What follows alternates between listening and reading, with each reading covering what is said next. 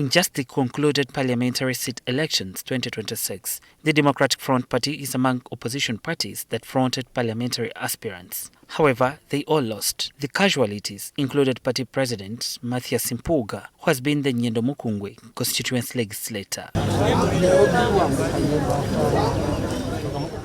Political analysts say the political separation between Mpuuga and the National Unity Platform indicates how Mpuuga and his allies were incapable of representing Ugandans.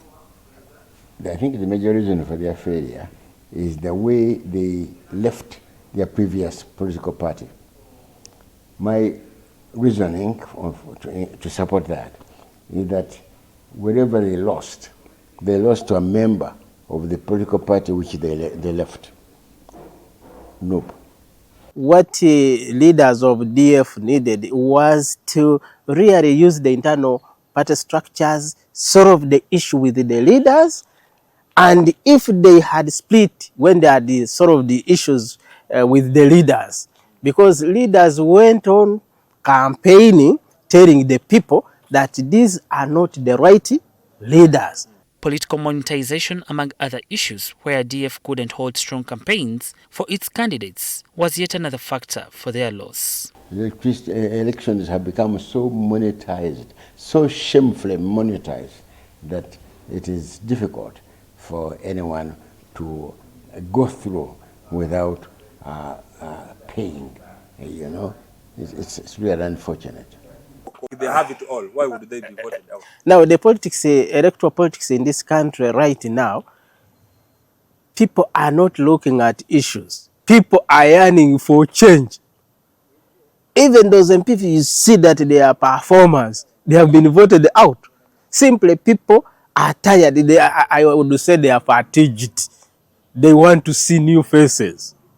That you cannot tell a voter that I am the best, because now today there are so many factors that motivate, that influence, that shape the political or the voting behavior, that you cannot, you know, look at say maybe your level of education, that people will base on that to vote you in.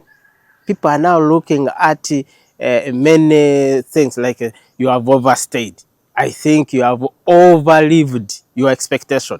Despite DF leaders enjoying political prominence, the fact didn't deter voters from voting for their opponents. The idea of campaigning to get even any members elected. However, their candidates were not unknown.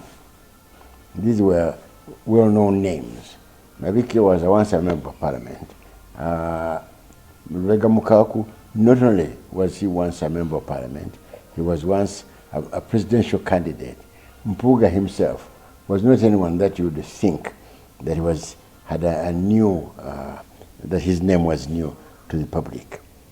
According to Israel Mayengo, all political parties need to restructure and ensure that party presidents are not necessarily presidential flag bearers during national elections.